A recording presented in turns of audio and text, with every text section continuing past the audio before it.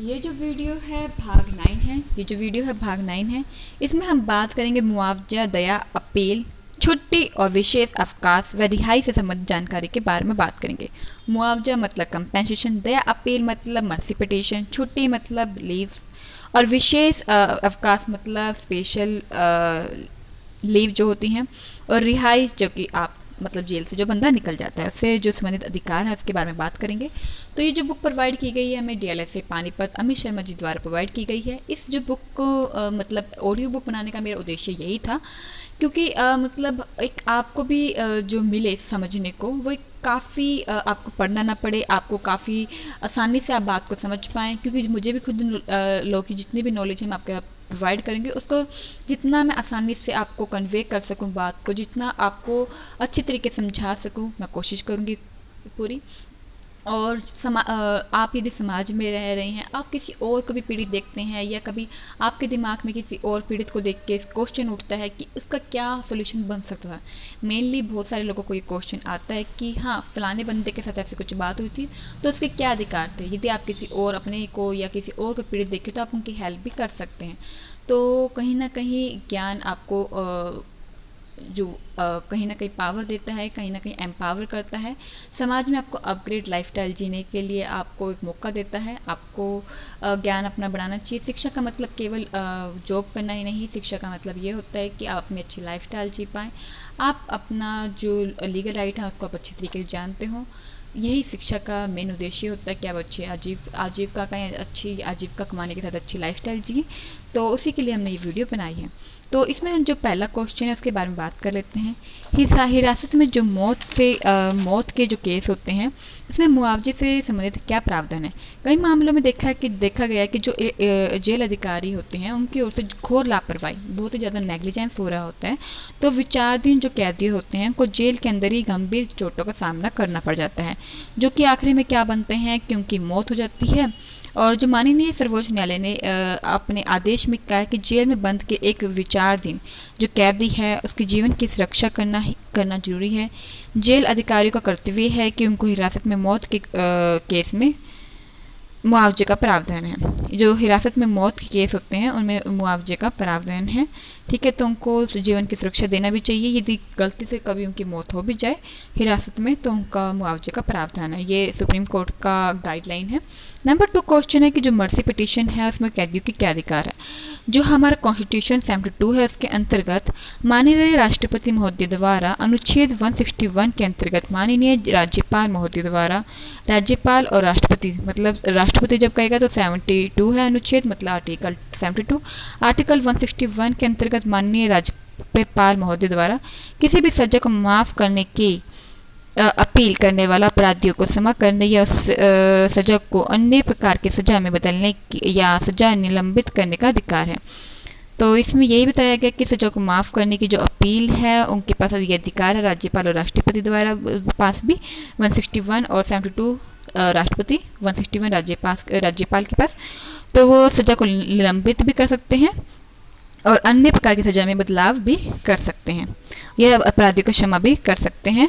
तो ये किसी भी सजा को माफ़ करने की अपील करने वाले के जो क्षमा होती का वो जो प्रावधान है उनके पास ये है। ठीक है, तो अब तीसरा जो क्वेश्चन है छुट्टी और विशेष अवकाश, जिसे हम कहते हैं इंग्लिश में फरलो और पैरोल। विशेष अवकाश को बोलते हैं पैरोल और छुट्टी को बोलते हैं फरलो। के बारे में कैदियों के क्या अधिकार है।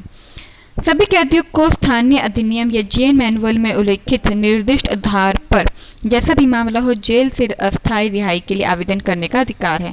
जो जेल से जो मतलब अस्थायी जो रिहाई है उसके लिए आवेदन करने का अधिकार है। जेल प्रशासन राज्य का विषय है, इसलिए कोई केंद्रीय अधिनियम या दिशा निर्देश नहीं है जो उन दिनों की संख्या को निर्धारित करता है। तो इसमें ये बताया गया कि सभी कैदियों को स्थानीय अधिनियम या जेल मैनुअल में जो उल्लिखित है निर्दिष्ट आधार पर ही जैसा भी मामला हो जेल से अस्थायी जो रिहाई है उसके लिए वो आवेदन कर सकता है। जेल प्रशासन का राज्य का जो विषय है उसमें कहीं भी केंद्र अधिनियम या दिशा निर्देश नहीं है कि उनको कितने दिनों के लिए ये निर्धारित करता है, जिसके लिए एक कैदी फरलो या पैरोल के लिए पात्र है। फरलो और पैरोल जो राज्य के विषय है, पंजाब और हरियाणा उच्च न्यायालय के आदेश अनुसार, जो अपनी Punjab and Haryana high court है, उसके आदेश अनुसार दूसरे व्यक्ति विशिष्ट उद्देश्यों के लिए पैरोल लेने का अधिकार है। जो विशिष्ट उद्देश्य के लिए है पैरोल लेने का अधिकार है, जैसे किसी भी करीबी रिश्तेदार के गंभीर बीमारी के इलाज या उसकी मृत्यु के लिए। ठीक है, यदि किसी की मृत्यु हो गई या गंभीर इलाज कर रहा है तो वो विशिष्ट उद्देश्य के लिए पैरोल लेने का भी अधिकार रखता है। ठीक है, कभी कभार ये भी देखा गया है कि भाई कहीं कहीं लोग किसी घर में शादी का प्रोग्राम हो या कुछ और भी हो, तब भी कभी ना कभी उनको मिल जाती थोड़ी छुट्टियाँ वगैरह भी। ठीक है, लेकिन मेनली जो ये पैरोल और का जो अधिकार है, जो दोषी व्यक्ति को कोई उनके घर में कोई उनका करीबी रिश्तेदार है, उनका इलाज चल रहा हो, गंभीर बीमारी कहीं उनकी कोई किसी की मृत्यु होगी हो, तो तभी दिया जाता है। जो फोर्थ क्वेश्चन है, क्या सजाया फता कैदी को सजा काटने के दौरान जेल से पैरोल या फरलो पे कुछ समय के लिए रिहा किया जा सकता है? जी हाँ, कैदी को जेल मैनुअल के अनुसार समय समय पर पैरोल या फरलो पर कुछ समय के लिए जेल से रिहा किया जा सकता है। ठीक है, नंबर 5, क्या जेल अधिकारी कैदी की पैरोल या फरलो की दरखास्त लेने से मना कर सकते हैं? जी नहीं, जेल अधिकारी कैदी की पैरोल या फरलो की दरखास्त लेने के लिए बाध्य है। जी नहीं, कि जेल अधिकारी कैदी की जो पैरोल है या फरलो की दरखास्त लेने के लिए बाध्य है जेल अधिकारी। ठीक है, तो वो मना नहीं कर सकता कि वो दरखास्त नहीं लेगा जेल अधिकारी, वो लेगा। नंबर 6 का जो क्वेश्चन है, क्या जेल अधिकारी को कैदी की फरलो या पैरोल की दरखास्त अनिश्चित समय के लिए लंबित करने का अधिकार है? जी नहीं, वो जो पैरोल और फरलो की जो दरखास्त है, मतलब वो जो मांग रहा है छुट्टियाँ, तो उसको वो नहीं कर सकता, डिले नहीं कर सकता। ठीक है, निश्चित समय पर उसे कार्रवाई करनी ही होगी। ओके, नंबर जो 7 क्वेश्चन है, सजा पूरी होने पर रिहा किए जाने के बारे में कैदी को क्या अधिकार है? सभी कैदियों को उनकी सजा पूरी होने पर, उनकी जब सजा पूरी हो जाए तो जेल से रिहा कर दिया जाता है। जेल कर्मचारियों को भी ये ड्यूटी है कि जेलर द्वारा रखे जाने वाले रजिस्टर में हर कैदी की रिहाई की तारीख को अधिसूचित किया जा सके। यदि आदेश जारी करने के लिए